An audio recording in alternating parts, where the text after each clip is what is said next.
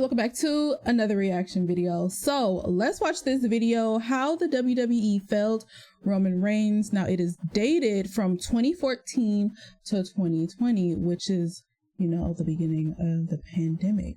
So yeah, without further ado, y'all, we're just gonna hop straight into this video. So let's watch right now.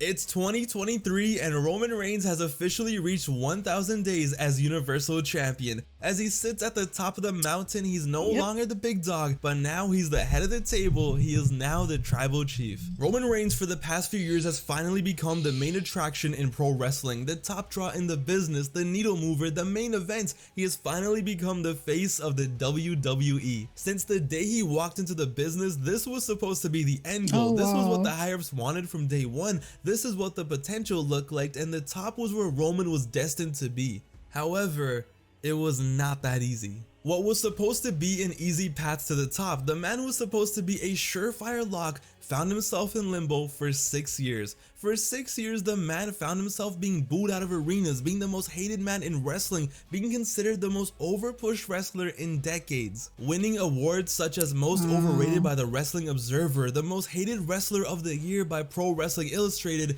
and somehow turning that around to being awarded best box office draw in 2022. Roman Reigns clearly had all the tools, all the potential, but for 6 years he was public enemy #1 for good reason. And the crazy part was, it wasn't even his fault. So let's go back and take a look at that 6-year span and take a look back at how bad it really bad was writing, for Roman Reigns. Bad creativity, bad character writing and stuff like that.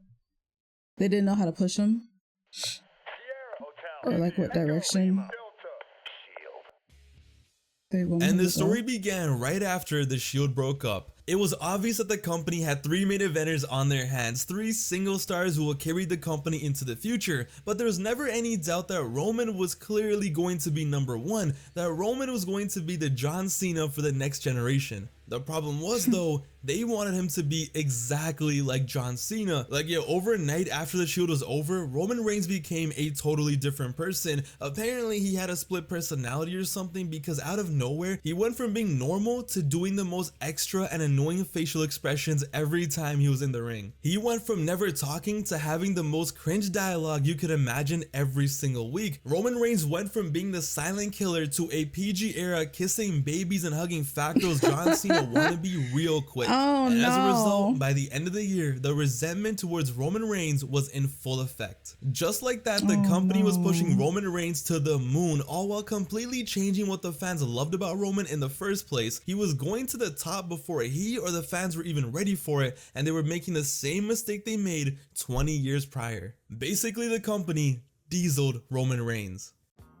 Diesel in 1994 was awesome. The fans loved him as the quiet badass bodyguard to Shawn Michaels. Then out of nowhere, Vince makes him the champion, and overnight, Diesel went from being the quiet badass that everyone loved to wearing suits, going on talk shows, cutting promos every single week, having a personality, trying to be funny, and just being the clean-cut face of the company, the nice guy. But the issue was, nobody wanted that, and just when it looked like Diesel was the next big star of the company, he just ended up being average, and business just kept going down and down when Diesel was on top, and he never recovered until he went to WCW, became a heel, and became Kevin Nash. And here in 2014, it seemed like history was repeating itself and everyone was noticing it. Roman Reigns was getting the corporate makeover. So they wanted him to smile more, they wanted him to make some more jokes and make the crowd laugh, and Roman Reigns, just 6 months after leaving the Shield, was about to win the Royal Rumble. Mind you, he had been injured and out of action from September to December, so after just 2 months of being on his own,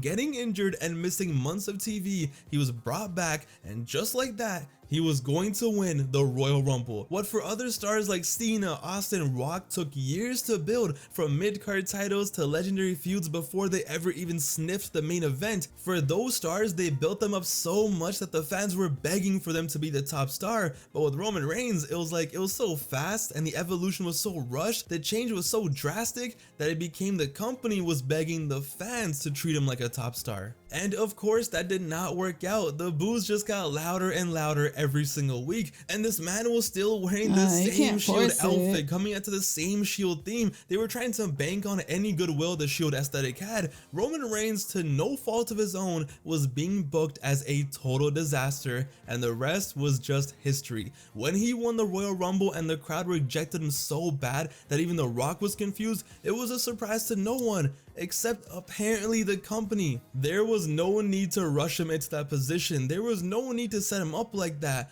But these idiots just kept digging the grave deeper and deeper. So he wins the Royal Rumble, he gets rejected. What do? They make him look like a total sucker going into the main event of WrestleMania. No one will ever forget the legendary tug of rope to build up the WrestleMania main event. And just like that, the Roman Reigns character became a buffoon. The way he was presented, it was clear that this was a man to not be taken seriously. He was really a meme, which looking back was so tragic. Clearly this man had all the tools. Clearly he had what it took to be the man, but the company absolutely destroyed him, and they definitely set him up for failure. So when he didn't walk out of WrestleMania champion, you bet your ass the fans were happy, and then no matter what the company did, there was nothing that was gonna save him. As awesome as the match was at WrestleMania, realistically he should have been the one beating Rusev and ending the US title reign. He should have been tearing it up in the mid-card, so much so that the fans would get behind him and would eventually want him as a world champion, but instead they were just making it worse. Sound like they didn't know what they wanted to do with him. As 2015 was coming to an end, they would have him win the title and get screwed so they could get some sympathy for him. Plot twist, there was no sympathy to be found. They were down so bad, they even brought back a 70-year-old Vince McMahon to beef him, to try to recreate some Stone Cold magic like it's 1998 or something, just so maybe the crowd would get behind him. And you know what the crazy part was? Sometimes they actually would. Sometimes the crowd would cheer for him because Roman clearly had the potential to be a star. But they ruined it every single time. They would book him as a buffoon, yet at the same time they would push him to the top. So it just made no sense. Like, what were you guys doing? He was out here getting low blowed by a 70-year-old man, still doing that stupid ass smile, still trying to live off the Shield hype, so there was no sympathy. Why would there be sympathy for a guy who didn't have to overcome anything? It was like the weirdest thing. All the stuff that he should have been facing and overcoming, he did it after he had already main evented a WrestleMania. How does that make any sense? So of course, when he beat Triple H in the main event of WrestleMania in front of 100,000 people, nobody cared. Because once that stain was on him, sadly there was nothing he could do. Once the fans saw him as a corny, over-pushed buffoon, there was no coming back, and the company, instead of changing things up, they just kept digging the grave. So it didn't matter that he had great matches with AJ Styles, because the time for him to have great matches and get the fans behind him, that time was already over. And it didn't help that Seth Rollins the whole time was the Bret Hart to Roman's Diesel. In 2016, Seth Rollins became the guy for so many fans. All the fans that hated Roman's push, they just got behind Seth. As time went on, they did everything they could with Roman. They even delegated him to the mid-card so he could be US champion and grind it out before going to the main event, and they were just praying and hoping that maybe, just maybe, the fans will like him because he's not in the main event anymore. Nope. No matter what feuds, no matter what matches he had, no matter how good they were, Roman Reigns could have went back in time and stopped 9/11, but at the end of the day, it was still Roman Reigns. It was still the guy who everyone just perceived as a bozo. And things just got worse when he got sent back to the main event. For some reason, they thought the way to get Roman Reigns over again, to get the fans behind him once again on the main event scene, was to have the man that everybody hates beat up a 52-year-old man who happens to be probably the most beloved legend on the roster. For some reason, the company thought making Roman Reigns commit elder abuse was going to get him loved by the fans. So no, of course not. Instead, after beating up the old man, Roman Reigns came out to Raw and was booed for 10 minutes straight. In one of the most iconic promos of the 2010s, Roman Reigns just stood there, and the fans from around the world who had 3 years of built-up resentment to this man just let it all out. And if there was ever a time to make Roman Reigns heel, this was it. This is my yard now. But instead, they just kept digging the grave. So after beating up an old man didn't work, what did they do? They got desperate. They brought back John Cena for a B pay-per-view for No Mercy of all shows to put over Roman Reigns, to pass the torch quietly and No Mercy for some reason. And just maybe, the fans will somehow love Roman Reigns. The issue was though, a week before the match, John Cena absolutely murdered Roman Reigns on the microphone. Cena left him wasted, calling out everything the fans hate about Roman and his 3-year push, how he will never fit Cena's shoes, how he's just a corporate made John Cena wannabe, how he can't cut a promo to save his life, and they just had Roman stand there and just take it. Looking like the biggest bozo I had ever seen in my life, and yeah, eventually he would stand up and talk and say, you know, Cena, you're a bitch, but the damage was done. So Roman beats Cena, Cena passes the torch, nah, it doesn't mean anything. Roman Reigns even reunites with the Shield with the sole purpose of, hey, this might get him cheered. No, and just like I said before, Roman Reigns was stuck in limbo. He would win titles, he would lose titles, have horrible WrestleMania main events, go back to the mid-card, go back to the main event, but Roman was never able to become what he was destined for, no matter how hard the push was. Even though all the tools were right there, even though he had it in him, the company failed him.